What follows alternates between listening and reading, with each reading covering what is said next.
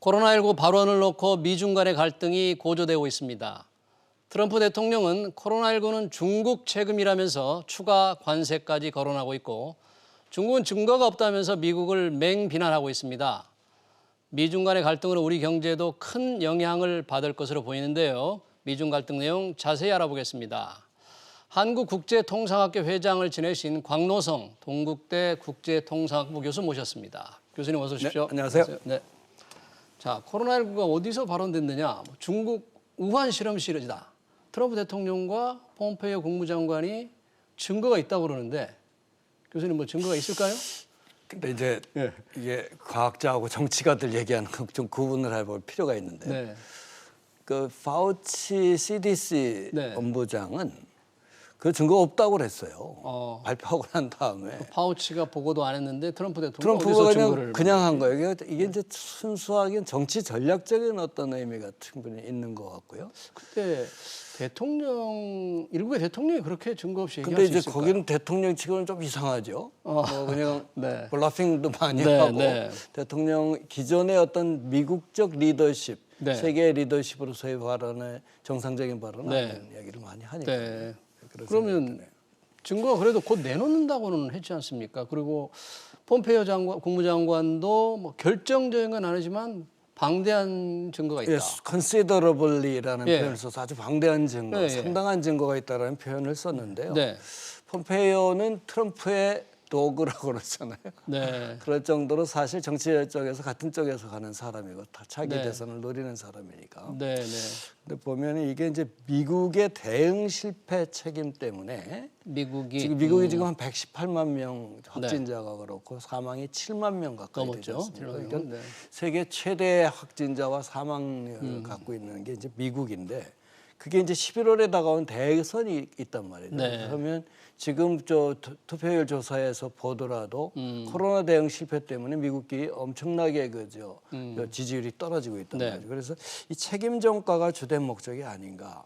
제 생각입니다만 네. 중국에서 시작된 건 맞아요. 왜냐하면 네. 제일 먼저 확진자가 거기서 네, 나왔으니까. 그렇지만 이게 과연 우한 바이러스 연구소 지금 트럼프나 폼페이오가 주장하는 것처럼 그것일까? 아까 얘기했던 파우치 CDC 본부장 같은 경우에는 이거는 아니다라고 부정을 했거든요. 네. 그렇다면 이게 변종이 아주 독특한 바이러스 아닙니까? 코로나19가. 그래서 변종도 많이 생기고 그다음에 갑자기 은근히 왔다가 그냥 네. 저 닌자처럼 독가스를 네. 품어내는 그런 네. 아주 전파력이 강한. 네. 여기 이제 일본 생리의학자상 노벨상 받은 사람이 쓴 표현입니다. 네. 그런 성격을 갖고 있는 상황이라 이것을 바로 우한 바이러스 연구소다라고 확증하는 건 조금 주장이 강한 것이 아니냐. 지금 우한 실험실의 발언설이 두 가지잖아요. 실험실에서 사람이 연구소가 만들어낸 거다. 이런 게 하나가 있고 또 하나는 뭐 실수로 유출이 됐을 것이다. 그렇죠. 그런 건데 유출설을 조금 믿거나 그걸 근데 생각하는 분들은 좀 있는 거죠. 있죠. 그러니까 네. 이제 그게 이제 유출설이 예. 있으니까 바로 그것 때문에 중국은 바로 디펜스가 뭐냐면 예. 그러면 이 유출돼서 걸려간 사람은 작년에 있었던 세계 군인체육대회 때 미군이 가져온 것이다. 그래서 바로 반박을 했거든요. 미국에서 오히려 미군이 이런 거다. 가져와서 네. 그래서 이제 우한에 있거든요. 세계 군인체육대회를 네. 작년에 열렸었는데 그때 네. 미군이 가져온 것이다. 네. 라고 바로 반박을 해서 글쎄, 우한에서 시작된 건 맞습니다만 그 발언에 대한 얘기는 아직도 조금 네. 그렇습니다. 결국 그러면 저는 의학자를 믿습니다. 네, 네, 정치인 사실은 발언보다는. 이런 것들은 이제 과학자에게 맡겨놓을 사안인데 워낙에 뭐 트럼프 대통령과 폼페이오 장관이 이렇게 강조를 하다 보니까 약간 그런 쪽으로 믿게 되고 또 왜 5나라가 이렇게 합해서 그런 주장을 했지 않습니까? 이게 결국은 대선에서 자신의 지금까지 바이러스 방역에 실패한 거를 좀 책임을 돌리기 위한 그런 전략인 이 5나라가 지금 예. 이제 소위 말해서 오스트레일리아 포함한 5나라가 예. 정보보호 네트워크 같은 그런 거거든요. 이거 예. 위성 같이 운영해서 예. 정보 쉐어하는 거기서 했는데 지금 추세를 보면 예.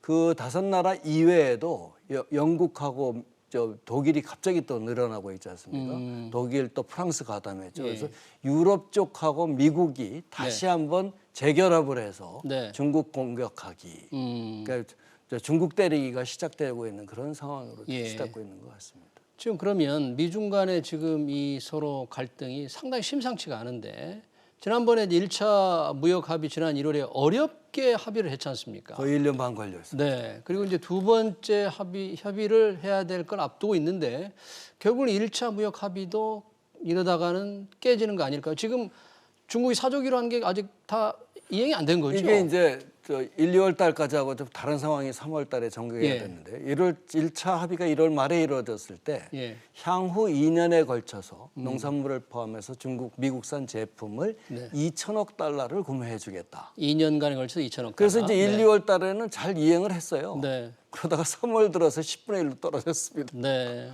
그게 이제 과연 코로나 때문에 어떤 트랜스포테이션이나 이런 문제 때문에 막힌 것이냐. 일단 그런 건 그럴 것 같아요. 그냥 비행기도 못 뜨니까요. 네. 그다음에 이제 배 같은 배가 경우도 이제 없고, 크루즈에서 그렇죠. 하고 있는 그런 예. 상황이니까 그런 원인이 있겠지만 과연 한 달 만에 그냥 10분의 1로 떨어져서 구매량이 그렇게 떨어질 것이 가능한가라는 의문을 제기하면서 두고 볼 것이다라고 얘기하고 있는 게 지금 네. 상황인 것 같습니다. 그러면 중국이 이런 때 미국을 이렇게 맹비난하면서 대응할 수 있는 수단은 1차 합의에 약속한 미국산 제품 구입을 안 하겠다고 선언하거나 미뤄버릴 가능성도 지금 있는 거죠.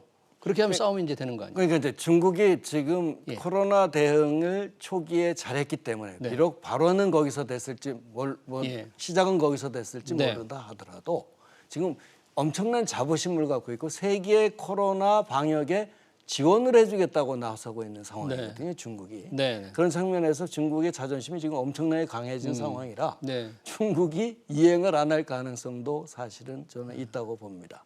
그러나 예. 만약에 이행을 안 했을 때하고 이행을 했을 때 이행을 안 했으면은 경제적인 이득은 보겠죠. 왜냐하면 네. 미국산을 수의 계약을 안 해줘도 되니까 좀 더 싼 브라질이나 대두 같은 네. 경우는 딴 나라에서 다른 대체가 나라에서 하면 가능하니까. 되니까. 그런데 그 조금의 경제적 이득 때문에 이게 정면 대결하려고 중국이 가지는 않을 것 같고요. 예. 어차피 지금 이 코로나 때문에 교통 수단이 막혀서 그렇지 운송 수단이 막혀서 그렇지 이행을 해줄 것 같긴 한데 네. 그렇다고 해서 1차 무역 합의가 패권 경쟁에서 중국이 수구로 들어간다? 그건 아닐 것 같습니다. 지금 네. 중국 지도부가 엄청나게 자부심을 갖고 추진하고 있는 상황이거든요. 근데 미국이 이렇게 미중이 싸우다 보니까 이거를 뉴 콜드 워, 신냉전이다. 그런 이렇게 얘기하죠. 평가도 하는데 신냉전이라 그러면 대단한 이제 G2의 결투가 되는데 그런 식으로 갈 가능성을 시장에서는 많이 걱정을 하는데 교수님 옛날에 냉전 시대에는 예. 소위 말해서 미소 간의 경쟁이잖아요. 커뮤니스트들 네. 니즘하고의 이제 소위 말해서 자본주의 네. 사회하고의 경쟁이었었는데 그 빅브라더가 이제 예. USSR과 예. 미국이었었는데 지금 경쟁은 기술패권 경쟁 상황이란 말이죠. 네. 누가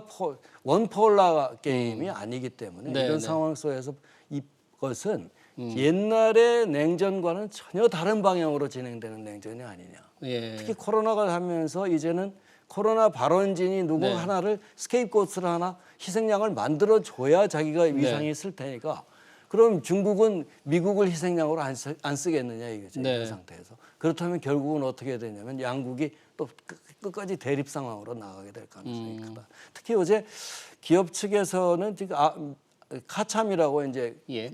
주중 미 암참 아메리칸 체인버 오브 커머스 중국에 있는 미국 상공회의소. 미국 상공회의소 네.